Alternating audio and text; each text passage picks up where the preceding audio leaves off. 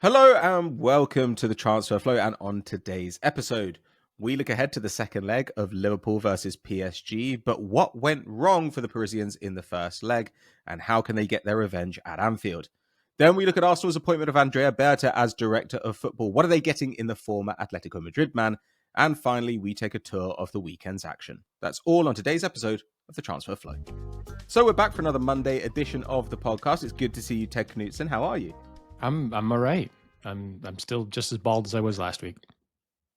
Well, I don't know how to deal with that, but like, yes, look, if the podcast gets more successful, then we'll just be rolling in minoxidil. That's what's gonna happen. Yeah, if you see me take a trip to Turkey, we know what's on. Yeah, next time you tell me I'm actually going to this Galatasaray game, I'll be like, I see. Okay, the funniest thing is I've never cared about having hair. I even when I was a kid, like I always trimmed it like really, really short. So I just kind of like the shape of my own scalp, I guess, much like the sound of my own voice. But that's good though, because you always wonder. I always think about going for the buzz cut, and I'm like, you know what? I don't know what's lurking under all this hair, and you don't know if you're going to be a Natalie Portman, or a Brad Pitt, where you shave your head and it looks good, or whether you're going to have the most deformed, misshapen head, like gargoyle head. Sure, yeah. Why not? Well, we'll find out. Anyway, PSG Liverpool is where we're going to start today, because we weren't able to cover the Wednesday games last week because you and I are focusing on a special project. We thought that we'd take a look at this game, and it's poised very interestingly. Liverpool came away from that first leg with a very, very funny smash and grab 1-0 win, with Harvey Elliott scoring a Mohamed Salah memorial goal in that game. Salah having one of his rare bad games right when it doesn't matter at all, apparently. It was an extremely exciting match, especially in the first half. PSG kind of got hosed. I just want to speak some facts. Okay, we're going to focus on some facts here, not your opinions at the moment. Okay. Liverpool had 2 shots in this game. That's not good. 0.16 expected goals. PSG had 27. 2-7. Yeah, not like, a third of that. 9 of those, a third of that exactly, were on target, and they had 1.62 cumulative expected goals. So that's the way that you factor it, given potential rebound chances and stuff like that. They had 70% of the possession. Liverpool had 30%. Now, I understand going in with a game plan, and Liverpool have kept it tight, and wanted to. The intent was to keep it tight, but I'm sure the intent was not 27 shots, and the intent. No, I think, when they looked at it, they're like, oh, okay, they have a very dangerous attack. We're going to commit lots of resources to defending. We need to commit our midfielders to helping out our fullbacks because we're terrified of their wide forwards.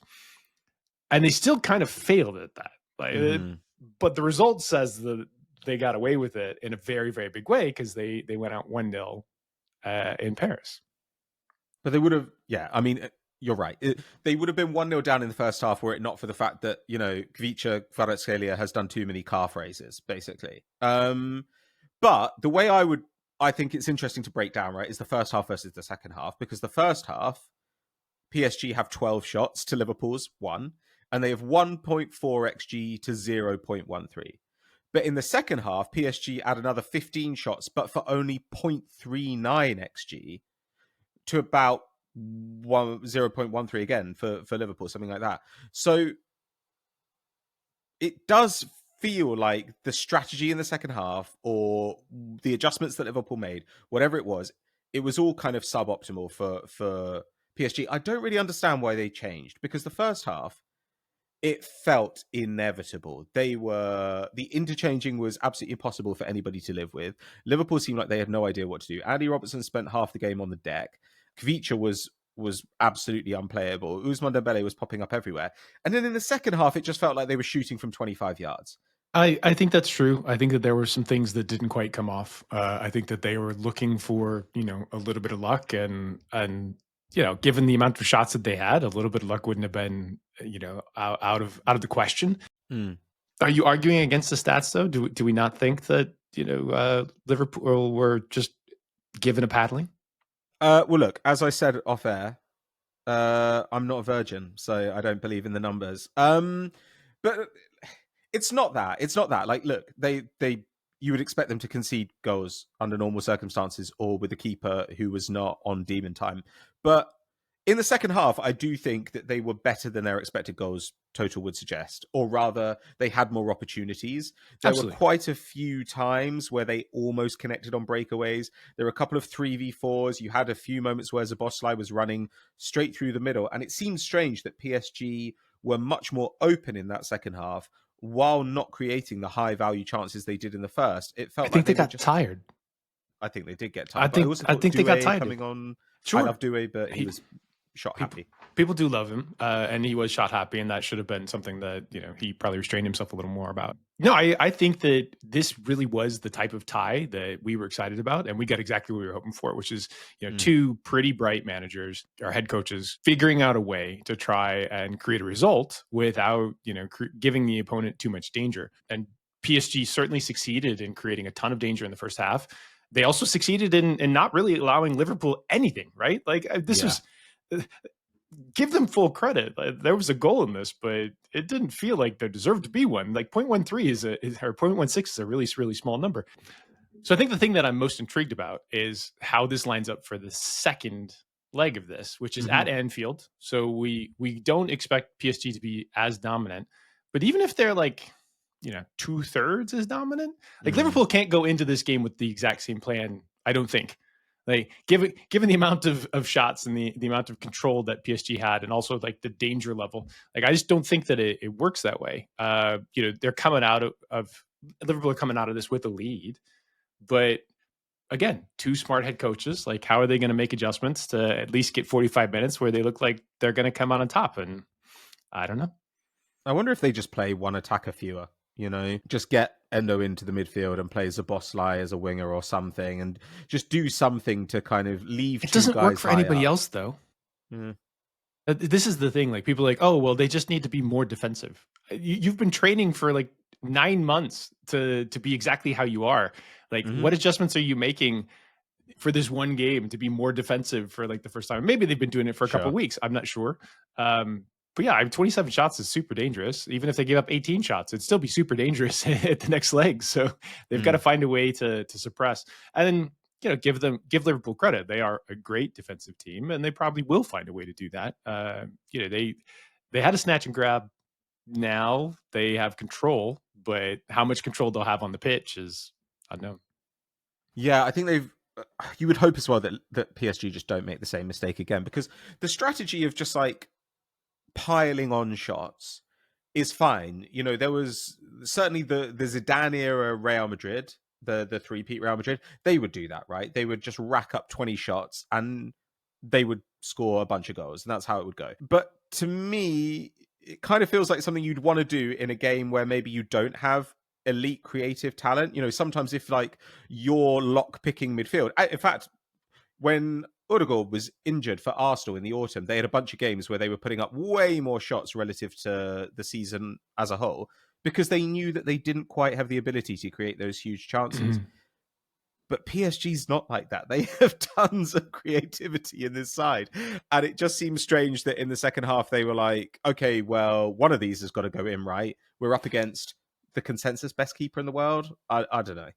They've had so much success in the earlier games too, and throughout like really the second half of the season, they've just been electric. And so you wonder, why didn't they stick with it? But even with the very best of teams, like sometimes something gets in their heads, and the head coach can't get them out of it. I think the one that I remembered the most from this was there was the Man City versus Monaco match that went down in Monaco, and Pep would they were fucking eviscerating this Monaco team. Like this was when Monaco went really deep, unexpectedly deep, and they're in the Champions League knockouts, and they get a lead, and then this was when the away goal factors were there, and basically City continued to just crush them every time they attacked. And Pep's like screaming for them to keep attacking, but they went up a goal and they were in control. But if Monaco got the goal back, then they were out. And his team, unlike any other time that you can remember, were just super defensive. And so sometimes, even the head coach is like, this is not the right strategy, but I cannot imprint this enough on my players. They're scared right now. They're loss averse. They're risk averse, and you can't control it. So I think, maybe PSG were worried about that Liverpool attack and that Liverpool counter in particular. And so by taking shots from a little further away, they then gave them more ability to potentially break things up and hopefully hold that off. And obviously it didn't work for them. Yeah, the next league's super exciting. And Anfield will be rocking. Man, that place is so good when people are involved and excited. Yeah, I mean, there's no Champions League atmosphere like it. It's a unique place in world football. But I'm really excited for this one, and I would just hope that some of the adjustments maybe come a bit earlier. I did feel in this second half, like the advantage of having this freely interchanging attack is obviously that it's really hard for defenders to get a read on who they're going to be marking. But then later on, it felt like they were a little bit in the City versus Liverpool situation where guys were beating their man out wide and there was just not that person in the middle waiting for the ball. So maybe we see Ramos a little bit earlier in this one, for example, if you know who would have been good in that spot? Marcos Asensio, who's been scoring a bunch of goals for Aston Villa. Randall Colomuani, who's been scoring a bunch of goals for Juventus. I know that we don't necessarily like adore the player, but he's putting them away right now, except against Atalanta, obviously. This is a can't miss match. I'm super excited about this one. This one and the Real Madrid versus Atletico Madrid fixture. Very, very exciting. I mean, is there anything you want to say about that one before we get into that? No, I was just going to say, like, I'm very thankful that they're on different nights, so yeah, that we don't have to make the choice between them. Yeah. So when you look at these Champions League matchups, it feels like Villa Bruges should be mostly dead.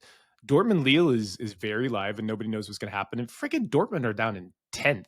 Like, this is a horrible season for them. Obviously, you get the Madrid matchup that's super sexy. Atletico needs something out of this too, so they can't just like destroy the game the whole time. They got to get something, but they'll play tight. Arsenal and PSV thankfully dead and gone. Like, yeah. Which if you watched Arsenal this weekend, you're like, I feel pretty good about the fact that they don't have to worry about this. Inter Feyenoord dead, and then Barcelona Benfica could be a little tight too. So I mean that one happens at the same time. You'll kind of have a second eye on that one. Yeah, these are good matchups. I'm excited once again. Like anytime the world delivers us sexy football with like real meaning before we're like in the late rounds, this is a good time. Yeah, it's been a real success, I think, this new Champions League format. I mean, not for everybody's hamstrings, but for the viewer, I think it's been good. Okay, shall we move on then to a bit of behind-the-scenes action, which is Arsenal look to have appointed their Edu Gaspar replacement as director of football. They're bringing in Andrea Berta, an Italian who's been working at Atletico Madrid for a long time now, over a decade there. So, I mean, he's been there so long that he signed Griezmann twice and sold him once. This is a weird one because like there are a lot of very confident stories coming out about Berta in the UK press. Shocking. How could they know so much? Exactly. But largely, weirdly enough, evidence free. It's just claims about the kind of guy he is. The funniest one being he's like Raul Senllehi, which I thought this is not the flex you think it is. So there are some journalists that listen to us on this podcast. I know because I will occasionally get DMs from them, and sometimes they'll critique my pronunciation. So thank you to those folks. Oh, wow. There was some ridiculous candy floss analysis in this, and part of it comes from people who cover the team itself, and so they can't risk the flow of information because it's literally their job to report what the team wants to report, and then occasionally add a little bit of characteristic around it. But there were some parts of it. So like I want to read this. It's not easy to replicate that in every way, talking about Edu. So Arsenal had to go off in one direction or another, being that Edu like was an operator, but also, club legend, quite a good player, etc. What would they value more? Personal connections and loyalty to act in the best interest of the club's culture, the capacity to be aggressive and bring spark to the competitive environment of the transfer market. And then obviously there have been these other things that compare them to Raul because, the Raul period was really very bad. and in fact, when people looked at it, you're like, some of those numbers don't make sense. Some of those numbers, in fact, look like you might want to have an investigation into them.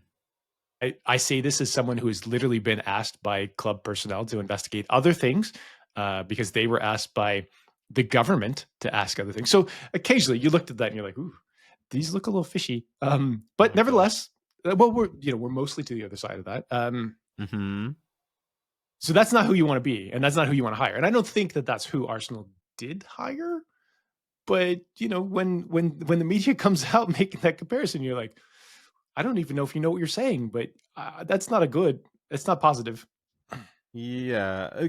Well, of course, that is literally what happened at Arsenal, right? Like the Cronkies sent one of their lawyer friends to to have a really good look at the club, and Raul left. It was also amazing that Arsenal managed to have Raul and Sven Mislintat in at the same time, who are two of the most sackable men in football. Yeah, for those of you who are not followers of this stuff, like, yeah, look at the trail of wreckage that Sven Mislintat has left since that time, and he had a positive CV for such a long time, and now everybody looks at it like, oh my god, like they just kept giving him more jobs in places where he had power. Like, bad.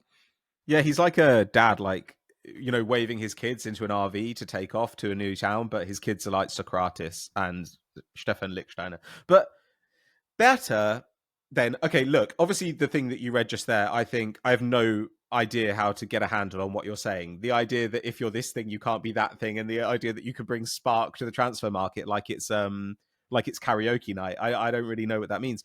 But Arsenal have a pretty clear idea of what they need to do now, right? They will have their targets in place for this summer. They'll probably have their targets in place for next summer, roughly, right? You'd say. Usually, if you've got that level and depth of recruitment department, they're working a year ahead. And obviously, and there was some stuff about Jason Ato being to blame for Arsenal's dry January. Look, I read through all of the analysis of Arsenal's dry January, and it was as painful as most people's dry January. But the fact of the matter is that they didn't have any money to spend. Like, they just, every time that I look at it, there'd be like one phrase that was like, oh, they were really interested in getting young players, but then like they might have needed these other ones. I'm like, look, if they were interested in getting young players at that time, they would have spent the money. And if they were interested in filling the holes potentially that could be caused by a billion hamstring injuries, they would have also spent the money. They didn't have money to spend. It was my take from the whole time. And we've been saying this the entire time. And while the club never wants to say, hey, we don't have a lot of money to spend right now, like, you look at their history over the last couple of seasons, and they have spent pretty significantly in the other summer. So it wasn't there. But let's give a positive spin to this Berta thing for just a second. I think that one of the things that is important to understand is that he comes from Atletico Madrid, where Simeone actually has full power, right? So this was the guy that was executing the deals and was keeping the club going in lots of different ways. But the reality is, like, Simeone is the one that controls that because he's a legendary head coach, and much like Arsene Wenger was before, like, he's kind of earned his ability and comfortable with his ability to do that. Bringing Berta into a place like Arsenal, where they have a head coach that now currently is very comfortable with a lot of power, but also has, a pretty good structure of recruitment and data analysis around him, that's not necessarily a bad thing. Like, especially if this guy's able to, execute the deals, keep things running smoothly, maybe, get a little bit of a discount here, or be good on the sell side, which is something that Arsenal have wanted to do. And because their academy is so good right now, like, everybody's looking at it. Yeah, it's not necessarily a bad thing. So despite the characteristics of the media that seem to be fluffy and woolly and not particularly illuminating, I think that when we look at his history here and how he might fit into Arsenal, like, you can make a pretty good case that this isn't a bad hire. Yeah, it seems totally fine to me. I mean, like, this is a guy who seems like he's very experienced, is used to working with a megalomaniac, and his job is to come in and, yeah, like, I think we know that Arsenal. It seems very clear that Arsenal want to get Zubimendi, Nico Williams, and probably Šeško this summer, assuming they can't get Isak, which I do assume. Those are the guys they want. So they need Berta to go out there and negotiate those deals. And they've got a bunch of contract renewals up this summer as well. A load Those of ones guys are with big. 2 years left. So they need somebody who can go and get Saliba on a new contract, like all that kind of stuff. It's quite a straightforward remit in that sense. This person doesn't need to be plucking gems out of the Brazilian fourth division like Gabriel Martinelli. Also, actually, on the topic of Gabriel Martinelli, with him back after only 4 games out, played half an hour against Manchester United this weekend, it maybe also makes a little bit more sense that Arsenal didn't go crazy trying to get somebody in January, because he wasn't injured for as long as we expected. Yeah, and the thing about Saka is that always after the international break that's coming up, like, they were like, okay, we hope that we might get him back. Now, he hasn't played yet, so they'll be very cautious with him.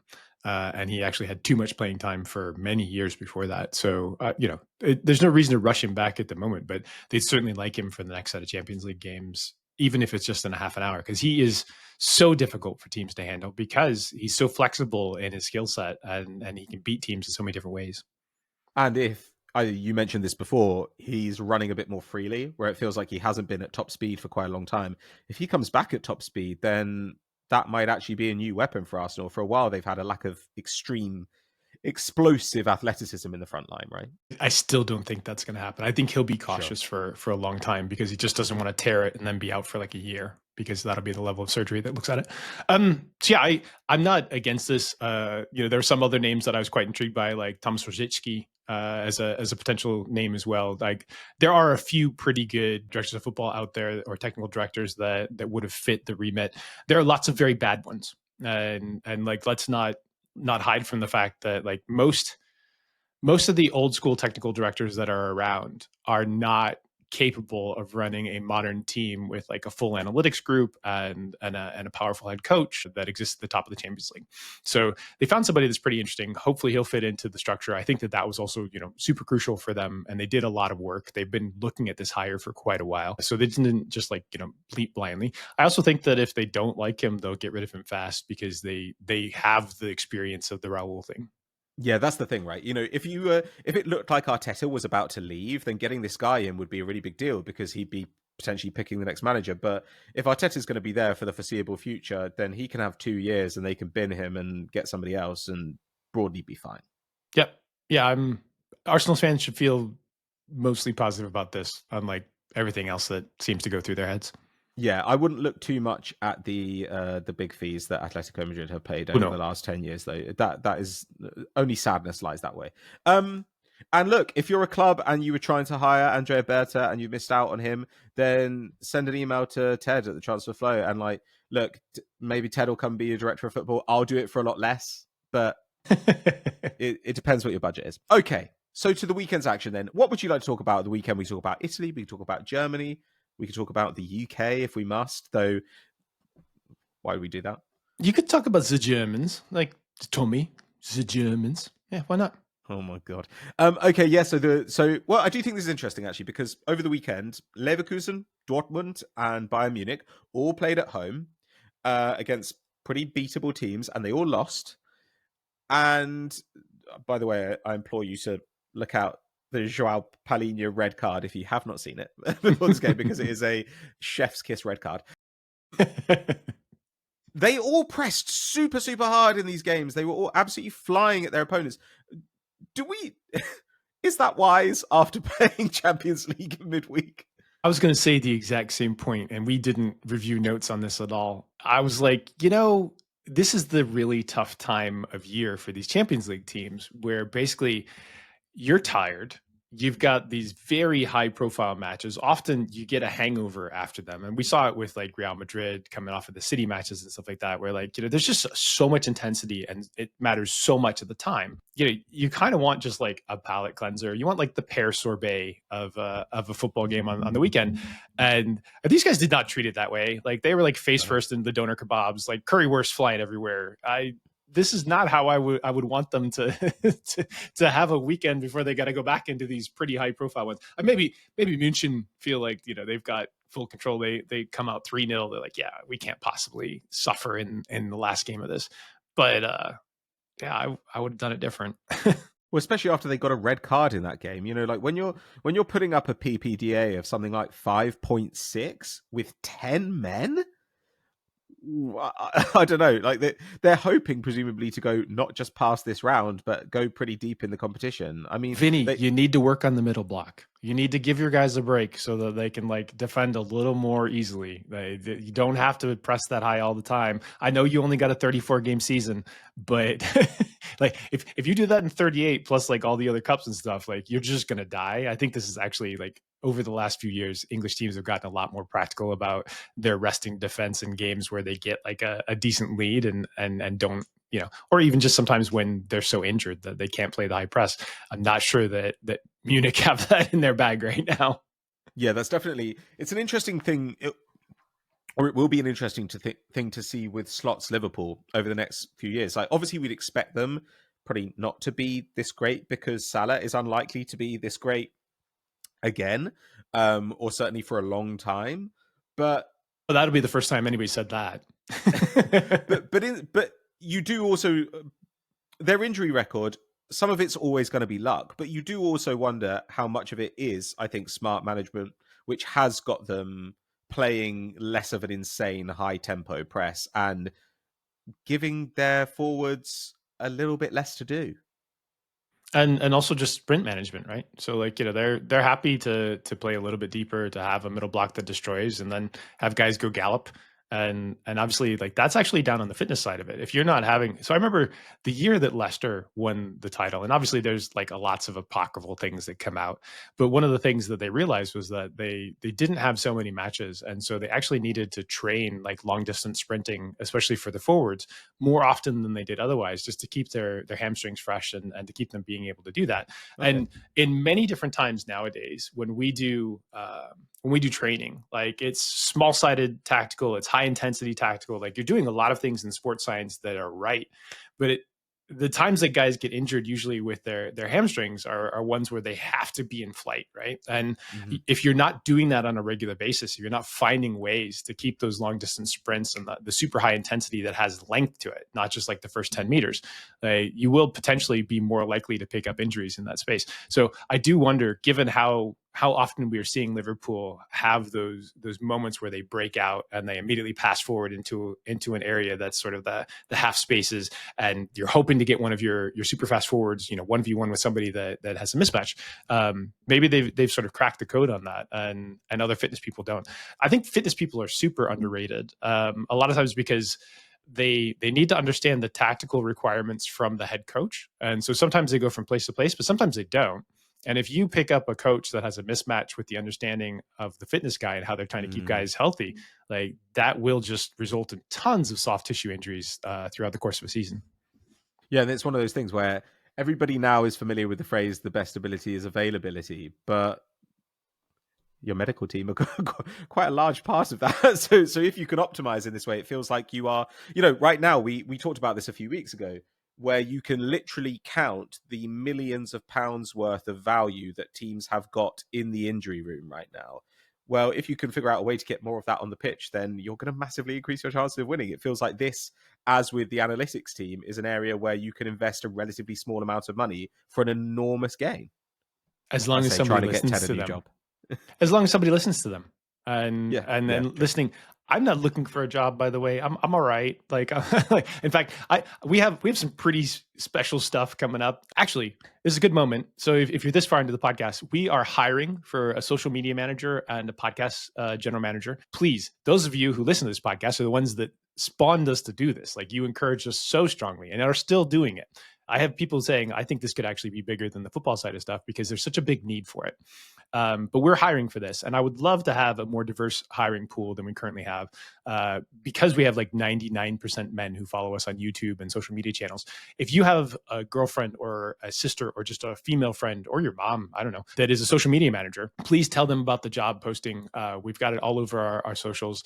I might even put it up on LinkedIn soon, but I would love to just have a more diverse pool. We're looking to hire that in the next couple of weeks. Pay is very competitive on this, and we're a great place to work. Allegedly, I hear these things, but sometimes they don't tell me the truth. So yeah, I would love for more people to help us out there, because we want to grow both this and the new Man Down podcast as much as possible in the next year. Okay, so before we go today, I think we've got time for one more thing. What else is standing out to you after the weekend, Ted? Italian sides. You were talking about Leicester, Ranieri's, like, coaching Roma to their greatest glory in 2,000 years. I don't know. Yeah, 5 wins in 6 there, and 5 wins in a row. Like, that's impressive. And Roma have been super dysfunctional. Also, I am slightly gleefully taking joy in the fact that Juventus's record currently is 13 wins, 13 draws, and 2 losses after getting curb stomped by Atalanta at home this weekend. That was horrific. Yeah, they got obliterated. I mean, when Zappacosta and Kolasinac are balling on you, then you're in trouble, man. But I don't know, that's just like Gasparini magic. But it was, again, a really weird weekend, right? Because both of the Milan sides went 2-0 down. I mean, admittedly against Monza and Lecce, so it's not surprising they came back. And Inter just have that other gear. Like, the first half of their game, you watch it and like nothing happens. And then they go 2-0 down and they're like, oh shit, okay, right, we're going to attack for a bit. And then they just absolutely blow the doors off.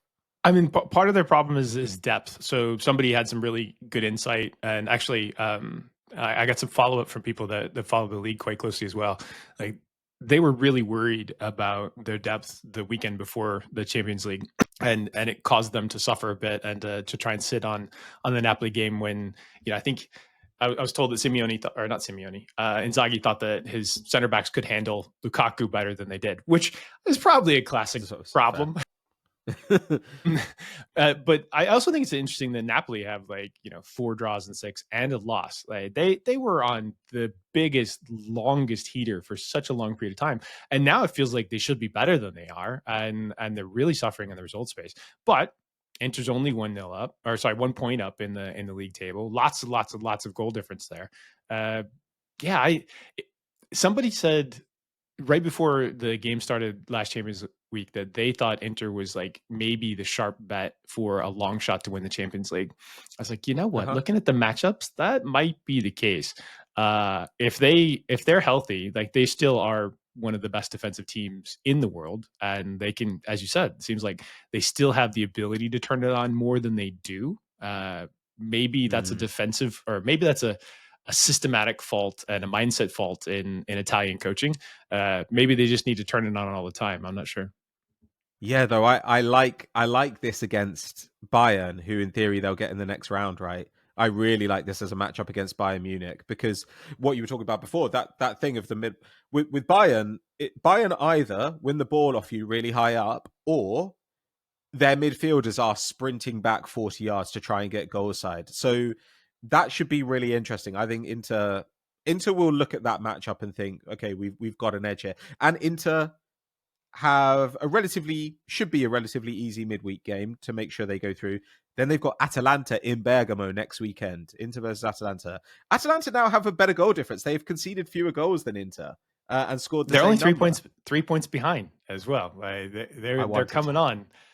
Yeah, they're a great team to root for. Gasperini is who he is. He's a little bit crazy at times, but he's a genius tactical manager. They have just enough depth and weapons to cause real problems. To be honest, though, I thought Leverkusen would give Bayern a lot more problems, and then they had like one of their worst matches in the last 6 months. So. Yeah, I don't know about that. That was a very strange one, but I mean, obviously the red card. Who knows what it would have been without that? But they did play like shit. The top of that Italian table, which was so close for such a long period of time, now has sort of 2 very clear strata. One is Inter, Napoli, and Atalanta within 3 points of each other, all the same number of games played. And then you hit that second tier where it's Juve on 52, you got Lazio on 50, you got Bologna on 50. And then you have the fighting Claudio Ranieri. He's down there at 46. Probably not sustainable, but it's nice to mention them. Above Milan, who are in 9th on 44 points. Milan have one of the top 4 expected goal differences in the league, but their performance this year has been so chaotic. And, across 2 different head coaches. They changed head coach and they still had a 3-loss run in the league. Blech. Yeah, I think Conceição, I don't know how much leeway he gets, so they probably need to put on a nice run towards the end of the season for him to stay in that job. Or you get Paulo Fonseca, who suspended for 9 months over in France. Jesus Christ. Okay, yeah. By the way, if you want to, Ademola Lookman, obviously, like, great for Atalanta. Love Ademola Lookman, one of the most entertaining players. If you watch the highlights of the Juve game, you will want to strangle him.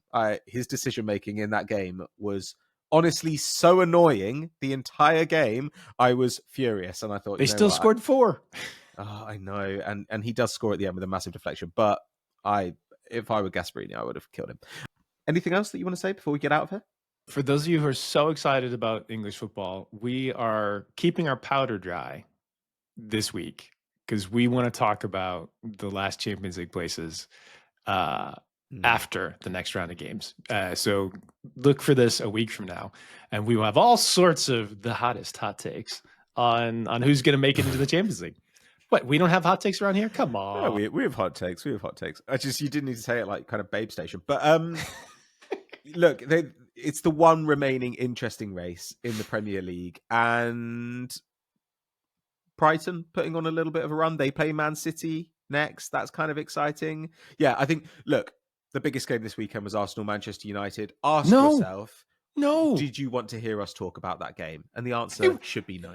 It wasn't big at all. The biggest game this weekend was Forest versus Man City, which feels like got zero attention across the entirety of the media space. Yeah, Those are two Champions League teams facing off against each other. But don't watch somebody who can't attack properly at the moment go away to Nottingham Forest. That's my lesson. Like, they shut Arsenal out, they shut City out. Good for Forest, and they got the win as well. It's nice to watch Callum Hudson-Odoi ball. If we wanted to give a mention to the Manchester United game, like, you would say that Raya was unreal for 3 of the saves on that one. Like, Manchester United struggling in attack. Arsenal have no healthy attackers, so they also struggle in attack. There were still 27 shots in that game, but like Raya saved Arsenal's bacon many times there. That was a goalkeeping performance that deserves to be remembered, despite the fact that people just like shrug, yeah, whatever. Yeah, I feel for Raya a bit because he has had a good season, and it's all for naught unless something. They're in second. They're safely in second. But apparently second is dog shit, Ted. You might as well be relegated. I remember the years when it was like 6th, 7th, and I know. That's how I wasn't that long ago. I say this all the time, where I was just like, I'm sorry, like the end of Arsene, as much as I love Arsene, and the Emery era, I will never ever take for granted watching a team with good players play good football that is also successful ever again. Or just grind out results week after week so that they're not down in, 6th, 7th, whatever. It wasn't really that long ago that Liverpool fans were sitting down in 8 multiple times. They're not as bad as Manchester United are right now, but, sometimes you got to take the shine, take the silver lining. Yeah, exactly. Okay, I think that brings us to the end of our episode this week. Thank you very much for watching. If you've enjoyed this, then please do like the video and subscribe to our YouTube channel. You can also hit the notification bell and you won't miss our videos. You can leave us a 5-star review if you're listening on a podcast app. Make sure that you're signed up to the newsletter as well, and drop any questions that you'd like to see us cover over the next couple of weeks in the comments below. As Ted said, get in touch if you've got somebody in mind for that social media manager job, and we'll catch you next time. Bye-bye. Bye. Are you doing yoga?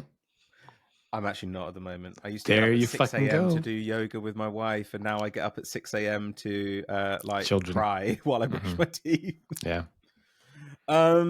Hey, wait, that's usually my line on this podcast. We've all been learning to cry, and the way we did it is by having children.